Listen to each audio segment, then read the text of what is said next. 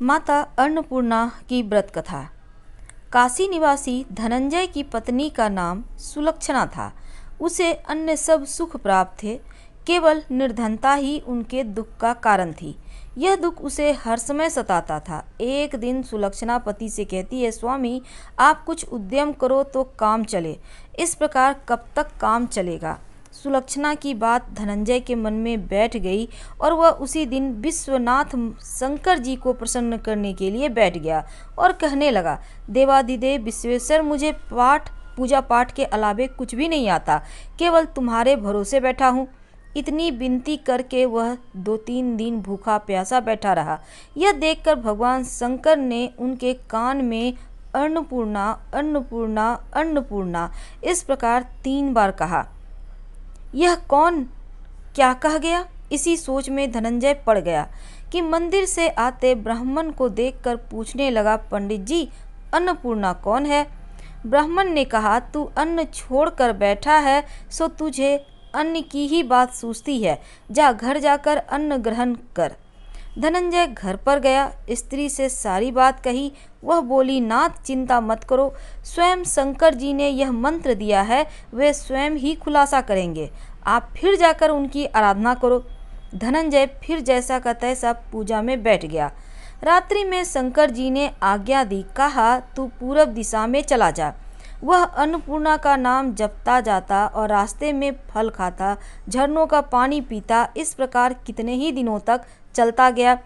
वहां से उसे चांदी सी चमकती वन की शोभा देखने में आई। सुंदर सरोवर देखने में या उनके किनारे कितनी ही अप्सराएं झुंड बनाकर बैठी थी, एक कथा कहती थी और सब माँ अन्नपूर्णा इस प्रकार बार बार कहती थी। यह अगहन मास की उजेली रात्रि थी और आज से ही व्रत का आरंभ था। जिस शब्द की खोज करने वह निकला था वह उसे वहां सुनने को मिला। धनंजय ने उनके पास जाकर पूछा, हे देवियों, आप यह क्या करती हो? उन सब ने कहा, हम सब माँ अन्नपूर्णा का व्रत करती हैं। व्रत करने से पूजा का क्या होता है? यह किसी ने किया भी है? इसे कब किया जाए? कैसे व्रत है और इसमें विधि क्या है? मुझसे भी कहो। वे कहने लगी, इस व्रत को सब कोई कर सकते हैं। 21 दिन तक के लिए 21 गांठ का सूत लेना चाहिए। 21 दिन यदि ना बने तो 1 दिन उपवास करें। यह भी ना बने तो केवल कथा सुनकर प्रसाद लें। निराहार रहकर कथा कहें। कथा सुनने वाला कोई ना मिले तो पीपल के पत्तों को रखकर सुपारी या घृत कुमारी वृक्ष को सामने रखकर दीपक को साक्षी कर सूर्य, गाय, तुलसी या महादेव को बिना कथा सुनाए मुख में दाना न डालें। यदि भूल से कुछ पड़ जाए तो 1 दिवस फिर उपवास करें। व्रत के दिन क्रोध ना करें, झूठ ना बोले। धनंजय बोला, इस व्रत के करने से क्या होता है? वे कहने लगी, इसके करने से अंधों को नेत्र मिले, लूलों को हाथ मिले, निर्धन को धन मिले, बांझिन को संतान मिले, मूर्ख को विद्या आए। जो जिस कामना से व्रत करे माँ उसकी इच्छा पूरी करती हैं। वह कहने लगा, बहनों मेरे भी धन नहीं है, विद्या नहीं है, कुछ भी तो नहीं है। मैं तो दुखिया ब्राह्मण हूँ, मुझे इस व्रत का सूत दोगी? हाँ भाई, तेरा कल्याण हो, तुझे देंगी, ले इस व्रत का मंगल सूत ले। धनंजय ने व्रत किया। व्रत पूरा हुआ तभी सरोवर में से 21 खंड की स्वर्ण सीढ़ी हीरा मोती जड़ी प्रकट हुई। धनंजय जय अन्नपूर्णा अन्नपूर्णा कहता जाता।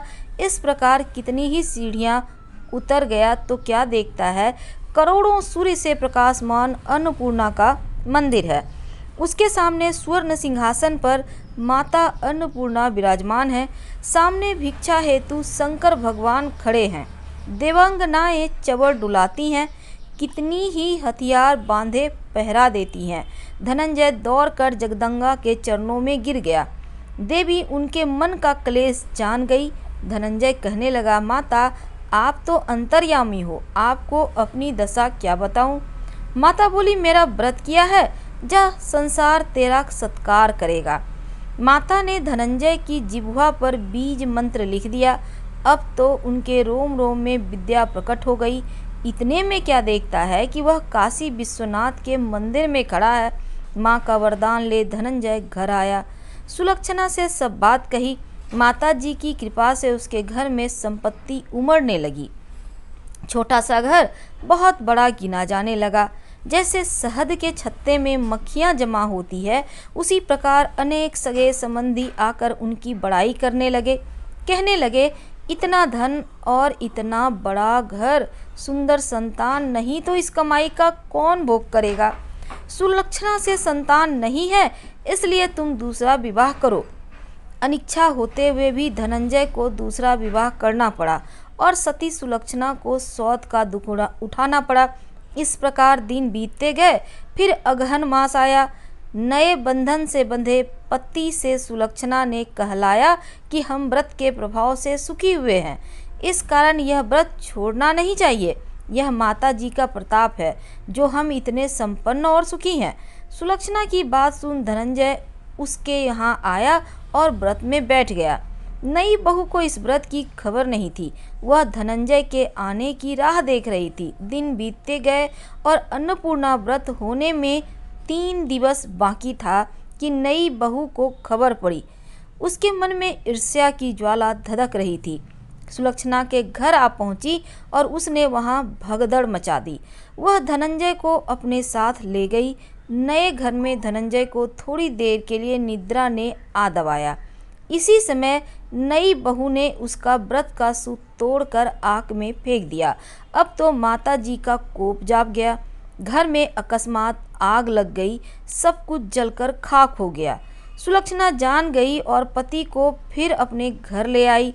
नई बहू रूठ कर पिता के घर जा बैठी। पति को परमेश्वर मानने वाली सुलक्षणा बोली, नाथ घबराना नहीं, माता जी की कृपा अलौकिक है। पुत्र कुपुत्र हो जाता है पर माता कुपाता नहीं होती। अब आप श्रद्धा और भक्ति से आराधना शुरू करो, वे जरूर हमारा कल्याण करेंगी। धनंजय फिर माता के पीछे पड़ गया। फिर वही सरोवर सीढ़ी प्रकट हुई, उसमें माँ अन्नपूर्णा कहकर वह उतर गया। वहां जाकर माता जी के चरणों में रुदन करने लगा। माता प्रसन्न हो गई और यह मेरी स्वर्ण की मूर्ति ले, उसकी पूजा करना तू, फिर तू सुखी हो जाएगा। जा, तुझे मेरा आशीर्वाद है। तेरी स्त्री सुलक्षणा ने श्रद्धा से मेरा व्रत किया है, मैंने उन्हें दिया है। धनंजय ने आंखें खोली तो खुद को काशी विश्वनाथ के मंदिर में खड़ा पाया। वहां से फिर उसी प्रकार घर को आया। इधर सुलक्षणा के दिन चढ़े और महीने पूरे होते ही पुत्र का जन्म हुआ। गांव में आश्चर्य की लहर दौड़ गई। मानता आने लगा। उसी प्रकार उसी गांव के निसंतान सेठ के पुत्र होने पर उसने माता अन्नपूर्णा का मंदिर बनवा दिया। उसमें माता जी धूमधाम से पधारी, यज्ञ किया, धनंजय को मंदिर के आचार्य का पद दे दिया, जीविका के लिए मंदिर की दक्षिणा और रहने के लिए बड़ा सुंदर सा भवन दिया। धनंजय स्त्री पुत्र सहित वहां रहने लगा। माता जी की चढ़ावे से भरपूर आमदनी होने लगी। उधर नई बहू के पिता के घर डाका पड़ा, सब लुट गया। वे भीख मांगकर पेट भरने लगे। सुलक्षणा ने यह सुना तो उन्हें बुला भेजा, अलग घर में रख दिया और उनके अन्न वस्त्र का प्रबंध भी कर दिया। धनंजय, सुलक्षणा और उसका पुत्र माता जी की कृपा से आनंद से रहने लगे। माता जी ने जैसे इनके भंडार भरे वैसे ही सबका भंडार भरे। अन्नपूर्णा माता की जय।